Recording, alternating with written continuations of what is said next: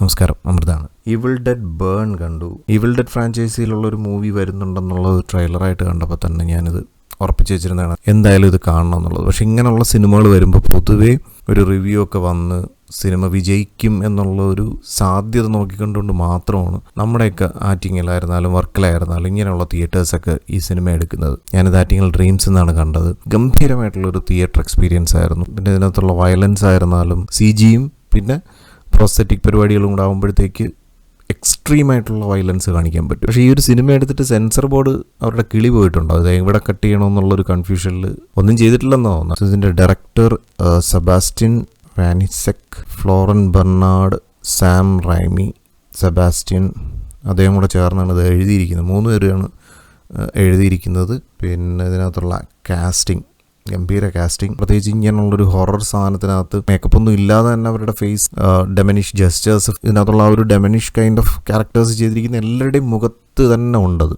പിന്നെ പ്രോസ്തെറ്റിക്സും മേക്കപ്പും എല്ലാം കൂടെ ആകുമ്പോഴത്തേക്ക് വേറൊരു റേഞ്ചിലോട്ട് അത് ഉയരുവാണ്. ആക്ടേഴ്സ് സോഹീല യാക്കൂബ്, ഹണ്ടർ ദൂഹാൻ, ഇറോൾ ഷാൻഡ്, ഇയാൾ വേറെ സിനിമകളിലൊക്കെ കണ്ടിട്ടുണ്ട്. പുള്ളിയുടെ ഒരു നോട്ടവും ഭാവമൊക്കെ എക്സ്ട്രീമാണ്, കൊടൂരം. അതുപോലെ ടാൻഡി റൈറ്റ്, ഈ ലേഡിയുടെയും ഫേസിൽ തന്നെ എന്തോ ഒരു മിസ്റ്ററി ഇങ്ങനെ നമുക്കറിയാം. മോഡേ ദേവി, പോളി എന്ന് പറഞ്ഞൊരു അമ്മച്ചിയുണ്ട്. എക്സ്ട്രീം ഹൊറർ എന്ന കുറച്ച് ഫാമിലി ഡ്രാമ, ഇമോഷൻസ്, ഇതെല്ലാം അങ്ങനെ ബ്ലെൻഡായി വരുന്നതിനിടയിൽ അമ്മച്ചിയുടെ കുറേ കോമഡിയും കൂടെ ഉണ്ട്. ആ ഒരു സീറ്റഡ്ജ് വരുന്ന സിറ്റുവേഷൻസിൽ പോലും കോമഡി വരുമ്പോഴത്തേക്ക് നമ്മൾ ശരിക്കും ചിരിച്ചു പോകും. കാരണം അത്രയ്ക്ക് ഗംഭീരമായിട്ടാണ് ആ ഒരു കോമഡിയൊക്കെ അവരവിടെ നറേറ്റ് ചെയ്ത് വെച്ചിരിക്കുന്നത്. അവിടെയൊക്കെ റൈറ്റിംഗ് ഗംഭീരമായിട്ടുണ്ട്.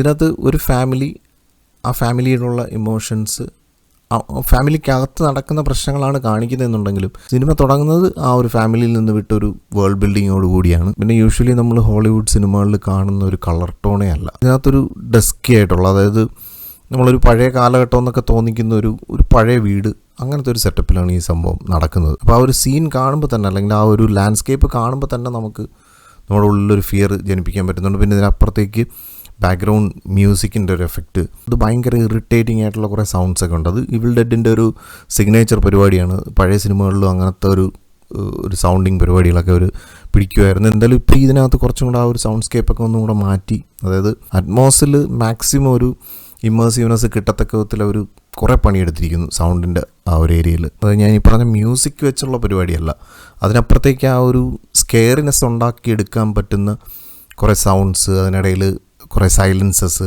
ഇതെല്ലാം കൂടെ വെച്ചിട്ട് നമ്മൾ ആ ഒരു സ്പേസിലേക്ക് ഒരു കൊണ്ടിടും. പിന്നെ ആ ഒരു സാധനത്തിൽ നമുക്കൊരു എസ്കേപ്പ് ഇല്ല, അത്രയ്ക്ക് ടോട്ടലി കണക്റ്റഡ് ആവും ഈ മൂവിയായിട്ട്. ഞാനിപ്പോൾ എടുത്തു പറയാൻ കാരണം, ഞാനിതിപ്പോൾ രാത്രിയാണ് ഈ വീഡിയോ ചെയ്യുന്നത്. ഇപ്പോൾ ഞാൻ മെഡിറ്റേഷൻ ചെയ്യാനിരിക്കുമ്പോൾ പോലും ഒന്ന് കണ്ണടച്ച് കഴിയുമ്പോഴത്തേക്ക് കോൺസെൻട്രേഷൻ കിട്ടും. പക്ഷേ സെയിം ടൈം ആ ഒരു നമ്മൾ കണ്ട വിഷ്വൽസ് നമ്മുടെ മുന്നിലൂടെ ഇങ്ങനെ മിന്നി പറയുന്നുണ്ട്.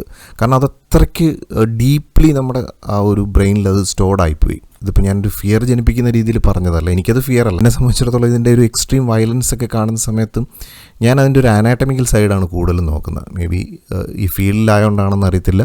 ഇപ്പോൾ ഫോർ എക്സാമ്പിൾ ഒരു മുഖത്ത് ഒരു ലാഡർ വെച്ച് ഇങ്ങനെ അടിച്ചടിച്ച് പൊളിക്കുന്നൊരു സീനുണ്ട്. പൊളിക്കുന്നതെന്ന് പറഞ്ഞാൽ നാശമാക്കും മുഖം. അപ്പോൾ അത് കണ്ടുകൊണ്ടിരിക്കുക എന്ന് പറയുന്നത് ഒത്തിരി ബുദ്ധിമുട്ടാണ്. പക്ഷേ ഞാൻ ആ സമയത്ത് ഞാൻ കൂടുതലും അതിൻ്റെ ഒരു ടെക്നിക്കൽ സൈഡാണ് നോക്കുന്നത്. കാരണം അത് എത്രത്തോളം പ്രിസൈസായിട്ട് ഇവർ അതിൻ്റെ ആ ഒരു പ്രോസ്തെറ്റിക്സ് ചെയ്തിട്ടുണ്ട്. അത് നമ്മൾ ശരിക്കും ഒറിജിനലായിട്ട് അങ്ങനെ ഒരു ഫേസ് അടിച്ച് പൊളിക്കുമ്പോൾ എന്തായിരിക്കും അതിൻ്റെ ഉള്ളിലുള്ളൊരു അനാട്ടമി എന്നുള്ളത് നമുക്ക് ഏകദേശം ഒരു ധാരണയുണ്ട്. അപ്പോൾ ആ ഒരു അനാട്ടമിയുടെ പോയിന്റ് ഓഫ് വ്യൂവിൽ നോക്കുമ്പോഴത്തേക്ക് ഇവരെത്രത്തോളം പെർഫെക്ഷൻ അതിനകത്ത് വരുത്തിയിരിക്കുന്നു എന്നുള്ളതൊക്കെ ഞാനിങ്ങനെ വളരെ ഡീപ്ലി അത് ശ്രദ്ധിക്കാറുണ്ട്. അതിപ്പോൾ ഈ ഒരു പർട്ടിക്കുലർ സീൻ എന്നുള്ളതല്ല, ഇതിനകത്ത് നിറയെ അങ്ങനെയുള്ള സീനുകളുണ്ട്. നിങ്ങൾക്ക് ബ്ലഡൊക്കെ കണ്ടു കഴിഞ്ഞാൽ വൊമിറ്റൊക്കെ ചെയ്യുന്ന ആളുകളാണെന്നുണ്ടെങ്കിൽ, അല്ലെങ്കിൽ അത് കാണാനൊക്കെ ബുദ്ധിമുട്ടുള്ള ഒരാളാണെന്നുണ്ടെങ്കിൽ മസ്റ്റായിട്ട് ഈ സിനിമ കാണരുത്.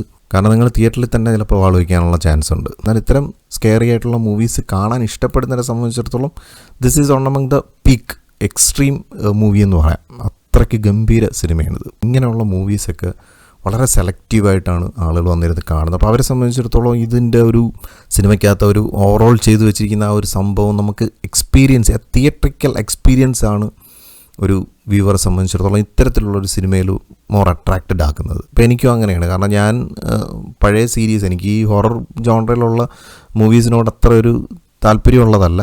എങ്കിലും അവരുടെ ഒരു സിനിമാറ്റോഗ്രാഫി, അവർ യൂസ് ചെയ്യുന്ന ഒരു ടെക്നിക്കൽ സൈഡ്, അവരുടെ ഒരു സൈക്കോളജി, അതായത് ആ ഒരു റൈറ്ററിൻ്റെ ഒരു പോയിന്റ് ഓഫ് വ്യൂയിലുള്ള അദ്ദേഹത്തിൻ്റെ ഒരു സൈക്കോളജി, ഇതൊക്കെ ഞാൻ ഇങ്ങനെ ഒബ്സർവ് ചെയ്യും. കാരണം നമ്മൾ സ്ക്രീനിൽ എത്രത്തോളം ക്രൈംസ് കാണുന്നു, ഇതെല്ലാം ഒരാളുടെ തലയിൽ വർക്ക് ചെയ്ത കാര്യങ്ങളാണ്.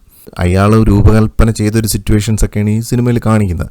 അപ്പോൾ അദ്ദേഹത്തിൻ്റെ ആ ഒരു ചിന്താഗതി എന്തായിരിക്കും എന്നൊക്കെ ഉള്ളതൊക്കെ ഞാൻ ചിന്തിക്കും. സോ അപ്പോൾ ഞാൻ പറഞ്ഞു വന്നത്, അത്രയും നമ്മളങ്ങനെ ആഗ്രഹിച്ച് ഇതുപോലുള്ളൊരു സിനിമ പോയിരുന്ന് അങ്ങനെ തിയേറ്ററിൽ അങ്ങനെ എക്സ്പീരിയൻസ് ചെയ്യുന്ന സമയത്ത് അതിനെ ഇറിറ്റേറ്റ് ചെയ്യുന്ന കണക്ക് ഈ പേടിപ്പിക്കുന്ന സീനുകളൊക്കെ വരുമ്പോഴത്തേക്ക് കിടന്ന് ബഹളം ഉണ്ടാക്കുക, അല്ലെങ്കിൽ ഓവർ എക്സൈറ്റ്മെൻറ്റ് കാണിക്കുക, മനഃപൂർവ്വം കാണിക്കുന്നതാണ്. നിങ്ങൾ ബാക്കിയുള്ള ഇതിനെ ഇഷ്ടപ്പെട്ട് വന്നിരുന്ന് വ്യൂ ചെയ്യുന്ന ആളുകളോട് കാണിക്കുന്ന ഒരു മര്യാദകേടായിട്ട് എനിക്ക് തോന്നി. ഇപ്പം ഞാൻ കണ്ട തിയേറ്ററിൽ അത്യാവശ്യം സൗണ്ടുണ്ട്, ആ സൗണ്ടിൻ്റെ ഇടയിൽ വേറെ ഒന്നും കേൾക്കത്തില്ല. എങ്കിലും അത്തരത്തിൽ മറ്റുള്ള ഓഡിയൻസിനെയും കൂടെ നിങ്ങൾ കൺസിഡർ ചെയ്യുക. അവരുടെ ആ ഒരു എക്സ്പീരിയൻസിനെ നമ്മളായിട്ട് ഡിസ്റ്റർബ് ചെയ്യാൻ ശ്രമിക്കരുത്. കാരണം എല്ലാവരും കാശ് കൊടുത്തിട്ടാണല്ലോ ഈ സിനിമ കാണുന്നത്. അപ്പോൾ സിനിമയെക്കുറിച്ച് പറഞ്ഞു കഴിഞ്ഞാൽ ഇത്തരത്തിലൊരു ഹൊറർ സാധനത്തിനകത്ത് ഇവർ ഇമോഷൻസും ഞാൻ ഈ പറഞ്ഞ കോമഡി, അതുപോലെ വയലൻസ്, ഫാമിലി ഡ്രാമ, ഇതെല്ലാം കൂടെ അങ്ങനെ ബ്ലെൻഡ് ചെയ്തിരിക്കുന്ന ആ ഒരു സംഭവം അതൊരു എക്സ്ട്രാ ഓർഡിനറി അറ്റംപ്റ്റ് ആയിട്ട് എനിക്ക് തോന്നി. It work very well. അത്രയ്ക്ക് ഗംഭീരമായിരുന്നു. പിന്നെ ഈ പ്രോസ്തറ്റിക് പരിപാടികളൊക്കെ കുറച്ചൊന്ന് ഓവറായി പോയാണെങ്കിൽ എനിക്ക് തോന്നി. അതായത് നമ്മളിവിടെയൊക്കെ ഇങ്ങനെ കൈവച്ച്, അല്ലെങ്കിൽ ഇവിടെയൊക്കെ കട്ട് ചെയ്യുമ്പോൾ ജൂഗുലർ വെയിൻ കട്ടാവും, ബ്ലഡ് കൂടെ ഒഴുകും. പക്ഷേ എങ്കിലും കുറേ ഓവറാക്കുമ്പോഴത്തേക്ക് ഇവിടെ ഒന്നും വേറൊന്നും ഇല്ല, വെറും ബ്ലഡും കുറേ ട്യൂബുകളും മാത്രം കാണിക്കുന്ന രീതിയിൽ നമുക്ക് തോന്നും. അത് ഇവിടെ നിന്നല്ല, ഓരോരോ ഏരിയാസിൽ എവിടെയൊക്കെ കുത്തു കിട്ടുന്നോ അല്ലെങ്കിൽ എവിടെയൊക്കെ പൊളിച്ച് കാണിക്കുന്നോ ഇതിനകത്തൊരു സീനുണ്ട് തുടക്കത്തിൽ. അതായത് ഹാഫ് ബോഡി കട്ടായിട്ട്, അങ്ങനെയുള്ള ഒരുപാട് സിനിമകളിൽ അങ്ങനെയുള്ള സീൻ വന്നിട്ടുണ്ട്. പക്ഷേ ഇതിൽ ആ ഒരു സീൻ കാണിച്ചപ്പോഴത്തേക്ക് ഒരു കുറച്ച് ടോപ്പ് ആംഗിളിൽ നിന്ന് കുറച്ച് വൈഡായിട്ട്, അതായത് ഒരു ഏരിയൽ വ്യൂ പോലെയാണ് കാണിച്ചത്. അപ്പോൾ കാരണം അതിനകത്ത് ആ ഒരു പെർഫെക്ഷൻ്റെ ഒക്കെ കുറവുകൾ, അതെനിക്ക് തോന്നുന്നു ഇത്തരത്തിലുള്ള പ്രോസ്തറ്റിക് പരിപാടികളൊക്കെ ചെയ്യുമ്പോഴത്തേക്ക് ഒരു ഡോക്ടറുടെ സപ്പോർട്ട് എന്തായാലും വേണം. ഇപ്പോൾ ഒരു ഹോളിവുഡ് സിനിമയെ സംബന്ധിച്ചിടത്തോളം അവരെന്തായാലും അതൊക്കെ സ്റ്റഡി ചെയ്ത് തന്നെയായിരിക്കും ചെയ്യുന്നത്. ഈ പ്രോസ്തറ്റിക് ടീമൊക്കെ അതിൽ നല്ല അവെയർ ആയിരിക്കും. എങ്കിലും ഇതങ്ങ് വളരെ ഓവറായി കഴിയുമ്പോഴത്തേക്കും നമുക്കറിയാം ഇത് വെറും പ്രോസ്തറ്റിക് പരിപാടികളാണല്ലോ എന്നുള്ള ഒരു ഇതിലോട്ട് നമ്മൾ എത്തിപ്പോകും. സോ ഈ സിനിമ ഞാൻ കണ്ട one among the best scariest movie എന്ന് പറയാം. സ്കെയറിയസ്റ്റ് എന്ന് പറയുന്നതിനപ്പുറത്തേക്ക് prosthetically and cinematographically one among the best Hollywood movie ever seen. മൂവീസൊക്കെ കാണാനായിട്ട് ആളുകൾ വളരെ കുറവാണ്. അതുകൊണ്ട് തന്നെ ഡ്രീംസിൽ ഇനി ഒരു 2-3 ദിവസം, ചിലപ്പോൾ ഒരു 2-3 ദിവസം ഓടാൻ സാധ്യതയുണ്ട്. അതുപോലെ വർക്കല റോക്കീസ് എന്ന് പറയുന്ന തിയേറ്ററിലുമുണ്ട്. ഈവിൾ ഡെഡിൻ്റെ പഴയ സീരീസുകളൊക്കെ, അല്ലെങ്കിൽ പഴയ ആ ഒരു ഫ്രാഞ്ചൈസിയിൽ വന്ന മൂവീസ് എല്ലാം എക്സ്ട്രീമാണ്. ഒരുപക്ഷെ എന്നെ കുട്ടിക്കാലത്തൊക്കെ ഇത്തരത്തിലുള്ള സിനിമകൾ കാണാൻ തുടങ്ങിയ ഒരു കാലത്ത് എന്നെ ഏറ്റവും അധികം സ്വാധീനിച്ച ഒരു സിനിമയാണ് ഈവിൾ ഡെഡ്. ബാക്കിയുള്ള സിനിമകളൊക്കെ ഇങ്ങനെ പറഞ്ഞ് ഫലിപ്പിക്കാൻ ശ്രമിക്കുന്ന ഒരു രീതിയിലാണ് പോണെങ്കിൽ, ഈ ഒരു സീരീസിൻ്റെ ഒരു പ്രത്യേകത എന്ന് പറഞ്ഞു കഴിഞ്ഞാൽ പഴയ ഈവിൾ ഡെഡ് എന്ന് പറയുന്ന ഒരു ബുക്കിൽ പറഞ്ഞിരിക്കുന്ന പഴയ കുറേ ആചാരങ്ങൾ, പിന്നെ അതിനെ ഒഴിവാക്കാനുള്ള കുറേ സ്പോർട്സ്, ഇങ്ങനെയൊക്കെയുള്ള സംഭവം വരുമ്പോഴത്തേക്കും നമുക്ക്, അതായത് ഒരു പരിഹാരവും ഈ പുസ്തകത്തിൽ തന്നെ പറഞ്ഞു വരുന്നുണ്ട്. അപ്പോൾ അത് നമ്മളെ കുറച്ചും കൂടെ കൺവിൻസിങ് ആക്കും cinema. Convincing in the sense ഇത് എൻറ്റയർ കോണ്ടൻറ്റ് കൺവിൻസിങ് ആക്കും എന്നുള്ളതല്ല ഞാൻ പറഞ്ഞു വരുന്നത്. എങ്കിലും നമ്മളിൽ എവിടെയൊക്കെ ആ ഒരു വിശ്വാസ്യത, ഇപ്പോൾ ഞാൻ പറഞ്ഞ കണക്ക് ഇപ്പോഴും ആ സീൻസ് നമ്മുടെ മനസ്സിലിരിക്കുന്നുണ്ടെങ്കിൽ അതൊക്കെ ആ ഒരു സിനിമയുടെ ബിഹൈൻഡിൽ അവരുണ്ടാക്കിയെടുക്കുന്ന ആ ഒരു സൂപ്പർസ്റ്റിഷ്യസ് ബിലീഫ്സാണ്. സോ അതാണ് ഈവിൾ ഡെഡ് എന്ന് പറയുന്ന ഒരു മൂവിയുടെ ഇതിനകത്ത് ചില മന്ത്രങ്ങളൊക്കെ അവർ പറയുന്നുണ്ട്. അപ്പോൾ അങ്ങനെ വരുമ്പോഴത്തേക്ക് നമ്മുടെ ഒരു സൈക്കോളജിക്കലി നമ്മളതിനെ സിനിമയിലോട്ട് പിടിച്ചിടാൻ പറ്റും, അല്ലെങ്കിൽ കണക്ട് ചെയ്യിപ്പിക്കാൻ പറ്റും. ഇതാണ് മലയാളത്തിൽ നിന്നുള്ള മണിച്ചിത്രത്താഴ് എന്ന് പറയുന്ന സിനിമയ്ക്കും സംഭവിച്ചത്. അതുകൊണ്ടാണ് മണിച്ചിത്രത്താഴ് സിനിമ ഇന്ന് കണ്ടാലും നമുക്ക് ആ ഒരു അതിൽ പറഞ്ഞിരിക്കുന്ന ആ ഒരു പഴയ കാലഘട്ടത്തിനെയും കൂടെ കണക്ട് ചെയ്യുമ്പോഴത്തേക്ക് ഇന്ന് കണ്ടാലും നമുക്ക് ആ ഒരു സിനിമ ഒരു ഭയം ഉണ്ടാക്കിയെടുക്കുന്നത്. അപ്പോൾ എന്തായാലും ഈ ഒരു ജോണർ ഇഷ്ടപ്പെടുന്ന ആളുകളാണെന്നുണ്ടെങ്കിൽ ഡെഫിനറ്റായിട്ട് ഈ സിനിമ കണ്ടിരിക്കണം. അത് പ്രത്യേകിച്ച് തിയേറ്ററിൽ തന്നെ അത് എക്സ്പീരിയൻസ് ചെയ്യാൻ ശ്രമിക്കുക. അപ്പോൾ എന്തായാലും മറ്റൊരു സിനിമാ വിശേഷമായിട്ടോ അല്ലെങ്കിൽ ഒരു ബ്ലിസ്ഫുൾ സ്റ്റോറി ആയിട്ടോ വീണ്ടും കാണാം. Thank you for watching and thank you for supporting me.